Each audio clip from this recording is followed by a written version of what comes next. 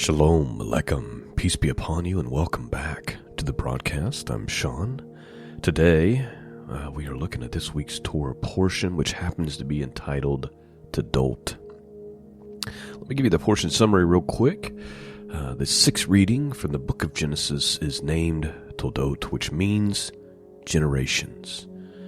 It is so named because the Torah portion begins with the words, "Now these are the records of the generations of Isaac." Toldot tells the story of the birth of Jacob and Esau and their struggle for the birthright and blessing of their father Isaac.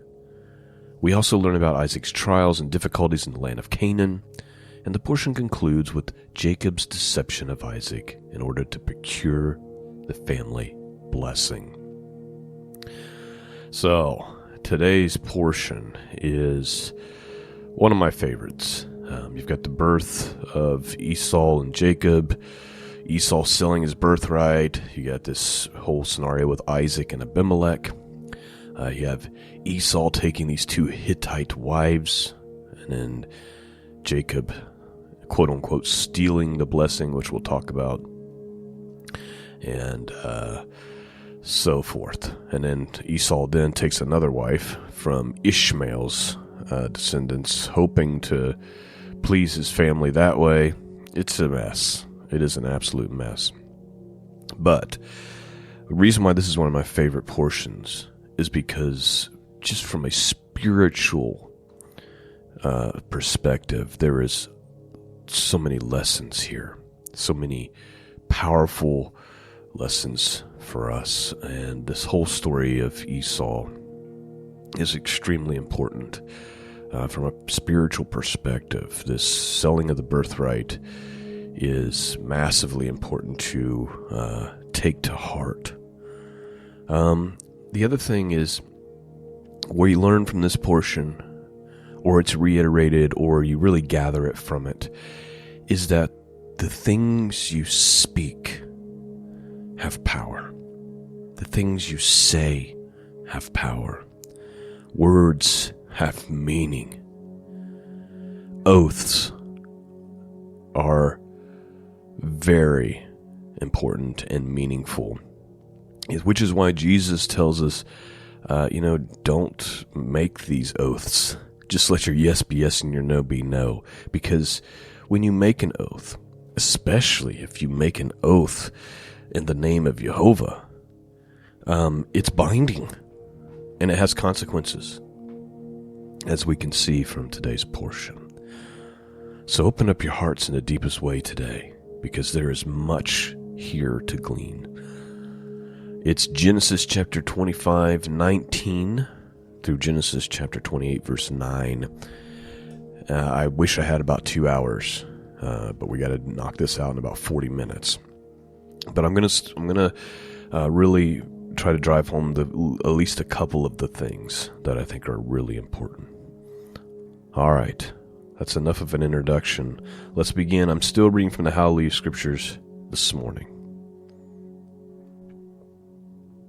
Starting with verse 19, Genesis chapter 25. And this is the genealogy of Yishak, that is to say Isaac, Abraham's son.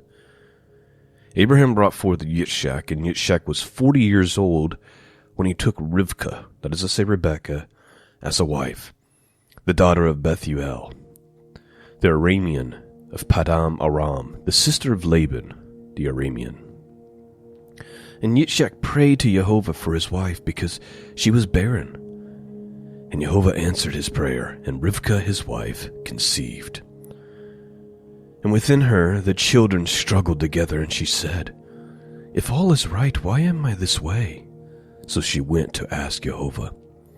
And Jehovah said to her, 2 nations are in your womb, and 2 people shall be separated from your body.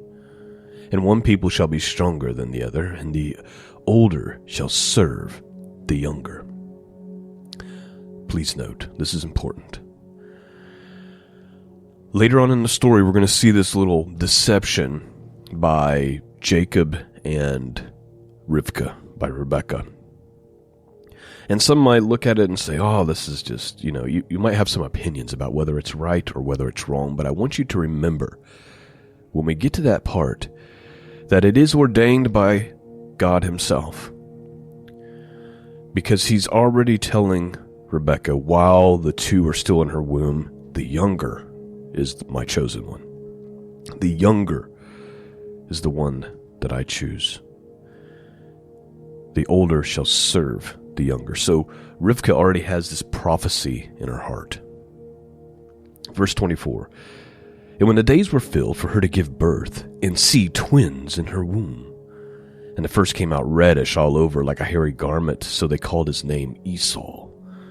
And afterwards his brother came out with his hand holding to Esau's heel, so his name was called Yaakov. Just an obvious observation. Jacob's name means heel grabber. It's pretty clear. And Yitzhak was 60 years old when she bore them. Please note. How old was Jacob when he took Rivkah for a wife? 40 years old. And he had to pray for Rebekah because she was barren. When he finally gets his children, which God promises him, he's 60.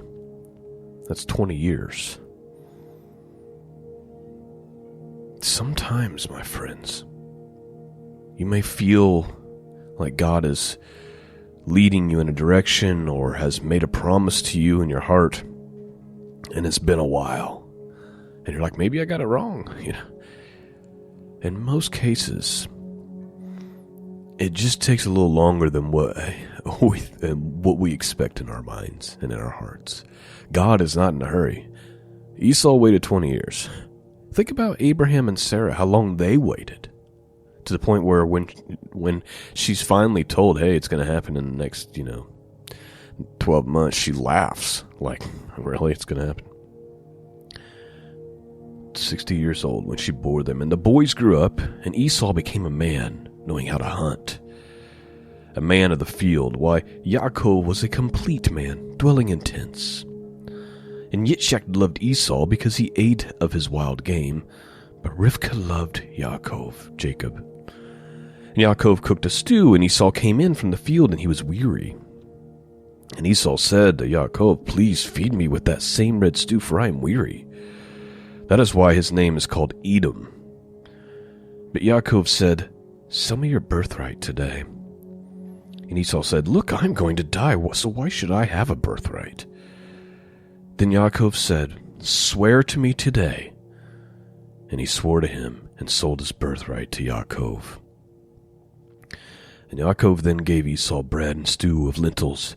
And he ate and he drank and he rose up and left. Thus Esau despised his birthright. Listen, my friends.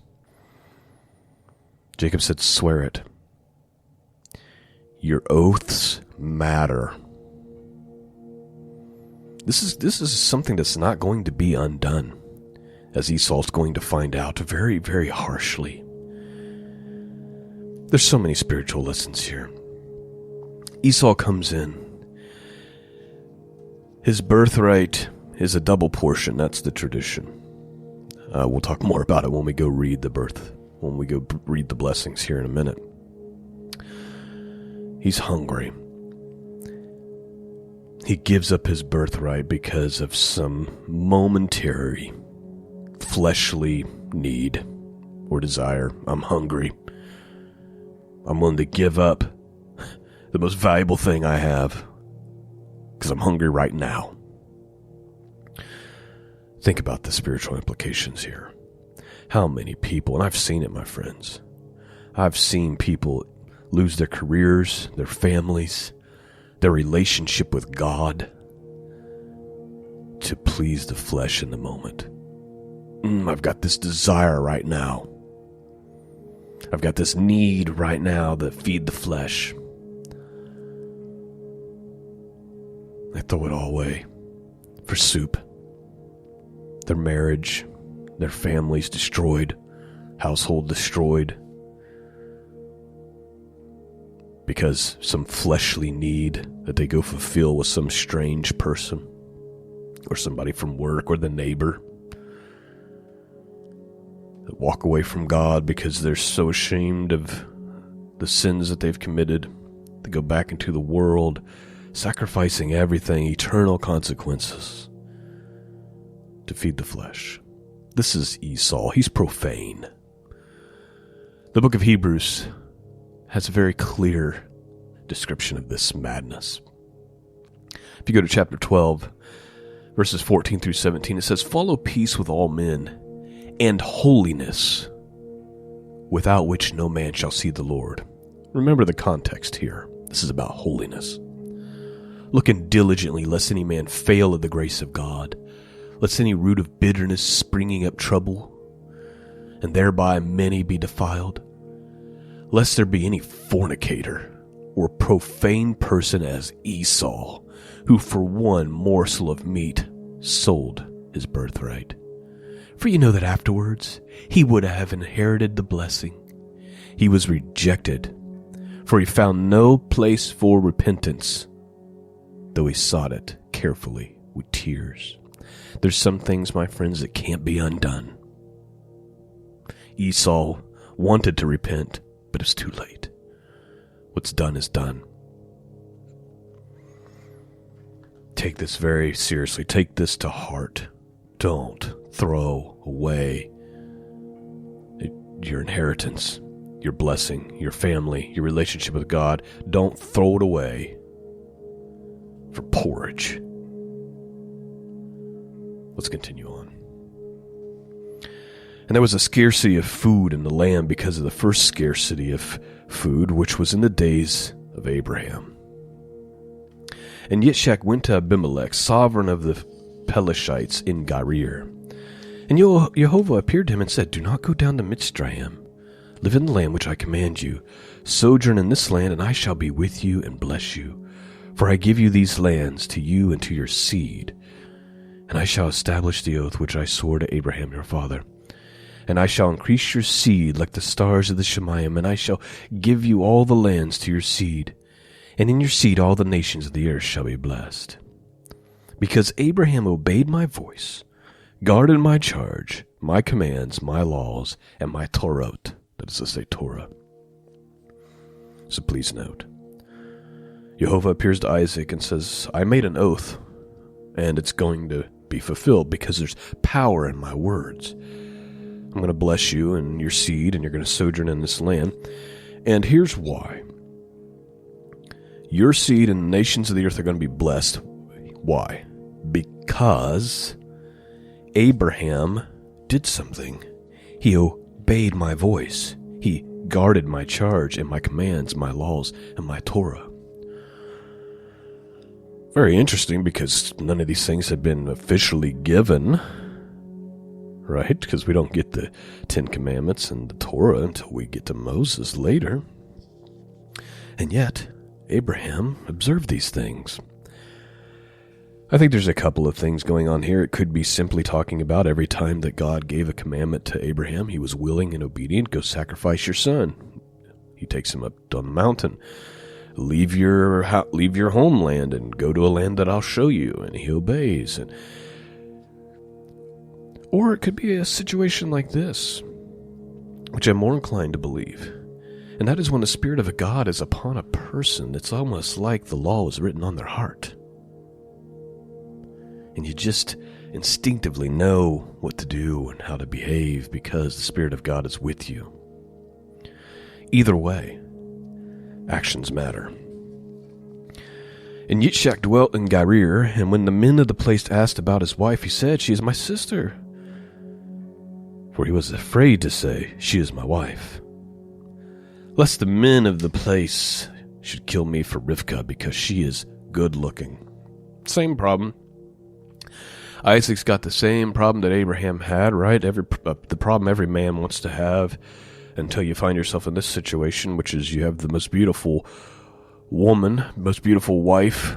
Everywhere you go, she's the most attractive woman in the land. But with that comes a barbaric behavior. And this is a reminder of just kind of the times. At this day and age, if you had a wife that was that attractive and you go into some city as a foreigner, the odds were good you were going to be executed and she was going to be taken from you, because that's just the brutality of mankind. So he takes a lesson out of his father's book, says it's my sister. Says she's my sister. And it came to be, when he had been there a long time, that Abimelech, sovereign of the Pelashites, looked through a window, and he watched and saw Yitzchak playing with Rivkah, his wife. Please note, I'm not going to make a big thing out of this, but I'm just going to point it out. You see, Abimelech looks out the window and he sees Isaac playing with Rivkah. And whatever this means, it's obvious that that Rivkah is his wife, not his sister, based on this behavior. The same words which used when Sarah sees Ishmael playing with Isaac. And she goes to Abraham immediately and says, "Get them away from me. Get them out of here.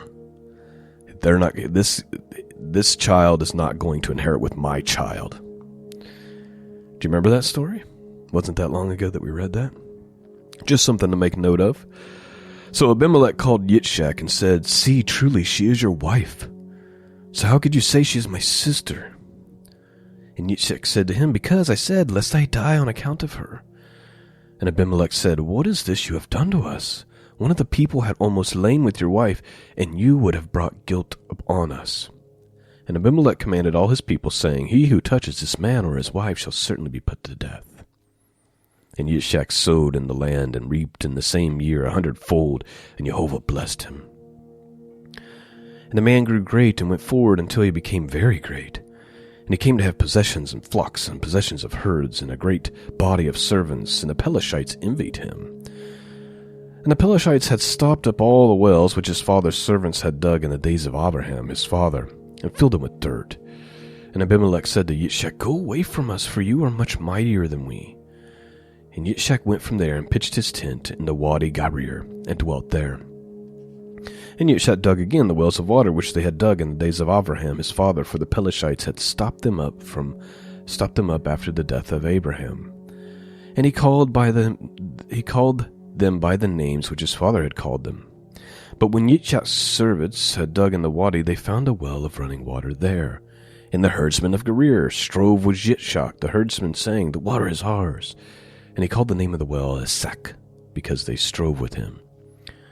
And they dug another well, and they strove over that one too, and they called its name Sitnah. Please note, Sitnah, if you look at it in the Hebrew, it's the root word for Satan, adversary.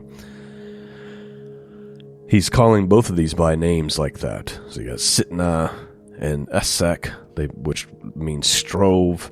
Sitnah is Satan, adversary. He's naming these things because because he's having trouble with them. But then he has a third one.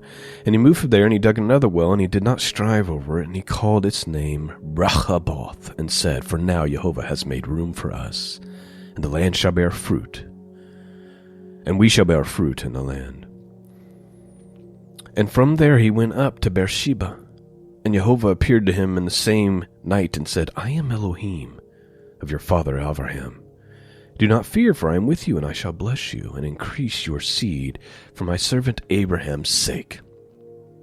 So please note, kind of the same conversation that he had with Isaac years prior. It's like, hey, don't forget, I'm here, I'm the God of your father, I'm going to bless you and your seed, but I'm doing it for the sake of my servant Abraham.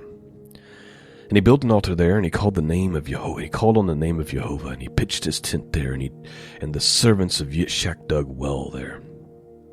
And Abimelech came to him from Gerar with Ahazath, one of his friends, and Pilcol, the commander of his army. And Yitzchak said to them, "Why have you come to me, seeing that you have hated me and have sent me away from you?"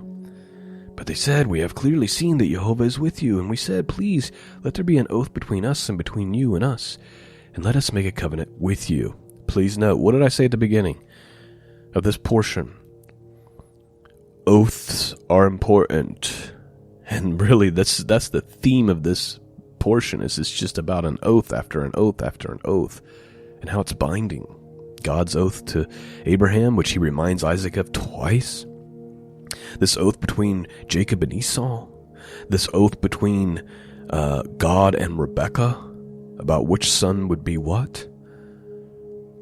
And as we're going to see, when Isaac gives the blessing, it's irreversible. Let there be between you and us, and let us make a covenant with you, that you do no evil to us, as we have not touched you, and we have not done only good towards you, and have sent you away in peace. You are now blessed by Jehovah. And he made them a feast, and they ate and they drank, and they rose early in the morning, and swore an oath with one another. And Yitzchak let them go, and they departed from him in peace. And on the same day it came to be that the servants of Yitzchak came and informed him about the well which they had dug, and he said to him, We have found water. So he called it Shivah. Therefore the name of the city is Beersheba to this day. And when Esau was 40 years old, he took as wives Yehudith, the daughter of Beri the Hittite, and Basma, the daughter of Elion the Hittite. And they were a bitterness of spirit to Yitzchak and Rivkah. So see, Isaac and Rebekah are really put off by this, because Esau, being a profane man that he is, goes and takes wives from these foreign nations, not from the Hebrew people, and that is a burden on them. As you can imagine, they're going to be different spiritually. Everything's going to be different. Their worldview, how they behave, what's right, what's wrong. And so they were not fans, to say the least. And it came to be, when Yitzchak was old, and his eyes were too dim to see, that he called on Esau, his elder son. Please note, when it says Isaac is old, he's probably 100, right? Because he was 60 when they were conceived. And now it says that Esau was 40, and he took wives, and now Yitzchak is old. So he's at least 100 at this point, and his eyes are dim. And he called Esau, his elder son, and said to him, My son. And he answered him, Here I am. And he said, See now, I am an old, and I do not know the days of my death. Now please, take your weapons, your quiver, and your bow, and go out to the field and hunt wild game for me, and make me a tasty dish, such as I love, and bring it to me to eat, in order that my being may bless you before I die. And Rivkah heard when Yitzchak spoke to Esau his son. And Esau went to the field to hunt wild game, and to bring it. And Rivkah spoke to Yaakov her son, saying, See, I heard your father speak to Esau your brother, saying, Bring me wild game, and make me a tasty dish to eat, and bless you in the presence of Jehovah before my death. And now, my son, listen to my voice according to what I command you. Please go to the flock, and bring me 2 choice young goats, and make me a tasty dish from them for your father, such as he loves. And I make a tasty dish, she says. And you shall take it to your father, and he shall eat it, so that he might bless you before his death. So this might come as a shock to Jacob, but remember, Jacob and Rebekah are both going to see this as ordained by God. Jacob knows about the oath that him and Esau made when Esau sold him his birthright carelessly for soup. Rivkah knows because Jehovah appeared to her and told her that this was going to happen, and now they're taking action to make sure it happens. It may seem deceptive or whatever on the surface, but remember, this is about what's ordained by God, what's been told to them. And so now they're putting it to action. And Yaakov said to Rivkah, his mother, See, Esau my brother is a hairy man, and I am a smooth-skinned man. What if my father touches me, and then I shall be like a deceiver in his eyes, and he shall bring a curse upon myself and not a blessing? But his mother said to him, Let your curse be on me, my son. Only obey my voice. Go, get them for me. And he went and he fetched them and brought them to his mother, and his mother made a tasty dish, such as his father loved. And Rivkah, took the best garments of her elder son Esau, which were with her in the house, and put them on Yaakov, her younger son. And she put skins of goat's hair on his hands, and on the smooth parts of his neck. And then she gave the tasty dish and the beard. Then she gave the tasty dish and the bread which she had prepared into the hand of her son Yaakov. And he went to his father, and he said, Here, my father. And he said, Here I am. Who are you, my son? And Yaakov said to his father, I am Esau, your firstborn. I have done as you said. Please rise, sit, and eat of my wild game. so that your being might bless me. And Yitzchak said to his son, How is it that you have found it so quickly, my son? And he said, Because Jehovah your Elohim has brought it to me. Then Yitzchak said to Yaakov, Please come near, that I might feel you, my son, whether you truly are my son Esau or not. And Yaakov went near to Yitzchak his father, and he felt him, and he said, The voice is the voice of Yaakov, but the hands are the hands of Esau. And he did not recognize him, for his hands were hairy like his brother Esau's hands. And he blessed him. And he said, Are you truly my son Esau? And he said, I am. And he said, Bring it near to me. Let me eat of my son's wild game, so that my being might bless you. So he brought it near to him, and he ate, and he brought him wine, and he drank. And his father Yitzchak said to him, Please come near, and kiss me, my son. And he came near, and he kissed him, and he smelled the smell of his garment. And he blessed him, and he said, See the smell of my son. It's like the smell of the field, which Jehovah has blessed. And Elohim give to you the dew of the Shemayim, of the fatness of the earth, and the plentiness of the grain and wine. Let people serve you, and nations bow down to you. Be master over your brothers, and let your mother's sons bow down to you. Cursed be those cursing you, and blessed be those blessing you. Please note. Take note of this little last part. It's the same blessing that's upon Abraham, right? Those who bless you will be blessed. Those who curse you will be cursed. It's like the blessing of God. It's not just this other stuff, which is, about prosperity and goods and all that. Verse 30, And it came to be as soon as Yitzchak had finished blessing Yaakov, and Yaakov had hardly left the presence of Yitzchak his father, that Esau his brother came in from his hunting. And he too made a tasty dish, and brought it to his father, and said to his father, Let my father rise and eat of his son's wild game, so that you might bless me. And his father Yitzchak said to him, Who are you? He said, I am your son, your firstborn Esau. And then Yitzchak shuddered within with exceedingly great trembling, and he said, Who was it then who hunted wild game and brought it to me? And I ate it all before you, and I have blessed him. Even so he is blessed. So please note, Isaac knows it can't be reversed. It is what it is. It's been pronounced. Words have meaning. Words have power. Oaths have meaning. Oaths have power.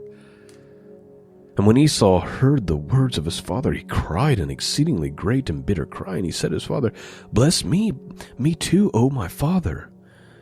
He said, Your brother came with deceit and took your blessing. And Esau said, Was his name then called Yaakov? Heel grabber, right? For he has caught me by the heel these 2 times. He took my birthright, and see, now he has taken my blessing. And he said, Have you not reserved a blessing for me? Then Yitzchak answered and said to Esau, See, I have made him your master, and all his brothers I have given to him as servants, and I have sustained him with grain and wine. And what then shall I do for you, my son? And Esau said to his father, Have you only one blessing, my father? Bless me too, O my father. And Esau lifted up his voice and wept. Just like the book of Hebrews says, right? He repented with tears, but there was no place for it.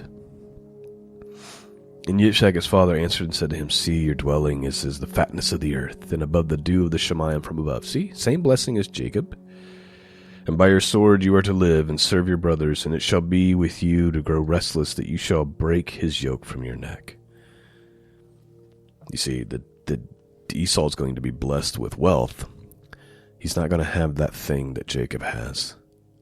That blessing of God, that oath from God to be blessing those who bless you and cursing those who curse you. And Esau hated Yaakov because of the barakah, the blessing, which his father blessed him. And Esau said in his heart, The days of mourning for my father draw near, then I'm going to kill my brother Yaakov. And the words of Esau, her older son, were reported in Rivkah, and she sent and she called Yaakov, her younger son, and said to him, See, your brother Esau comforts himself concerning you to kill you. And now, my son, listen to my voice. Rise, flee to my brother Laban at Haran, and stay with him a few days until your brother's wrath turns away, until your brother's displeasure turns away from you and he forgets what you have done to him. And I shall send and bring you from there. Why should I be bereaved of both in one day?" And Rivkah said to Yitzchak, "I am disgusted with my life because of the daughters of Heth.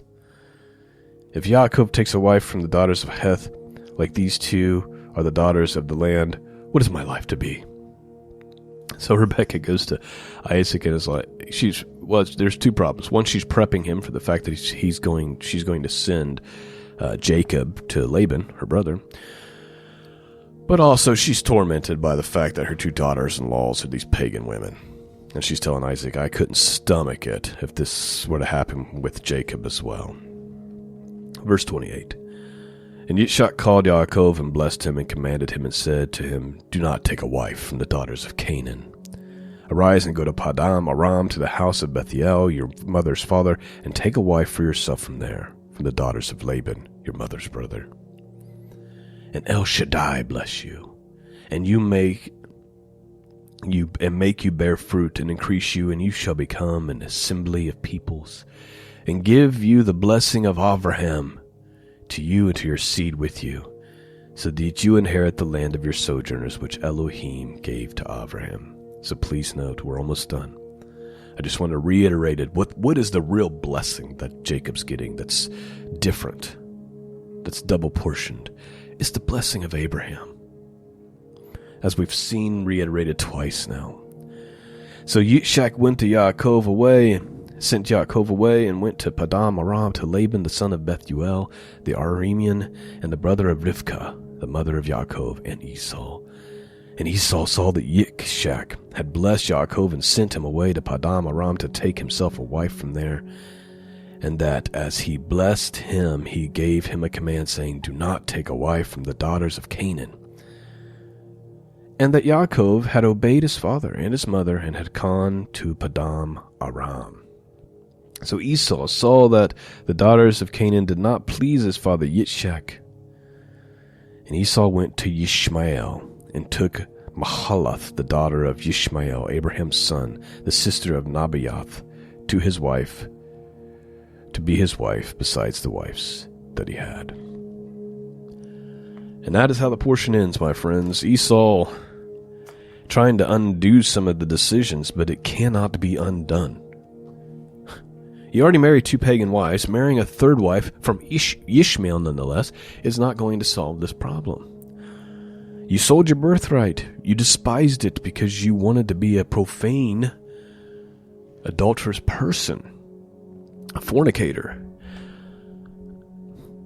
Your decisions you make in life have consequence, some of them eternal. Actions matter, because your actions demonstrate what you truly believe. I pray you've been blessed this morning and strengthened in righteousness and holiness because of the Word of God. I thank you for listening. Please consider supporting the podcast. It needs prayer. It needs financial support. And I definitely can't do this without you. So please consider doing that. Pray about it if you need to. But above all, please just pray for the prosperity of the podcast. And I'm not talking about financial. I'm talking about it going forth and piercing hearts and making an impact around the world. Peace and grace be with all of you. And until next time, God bless.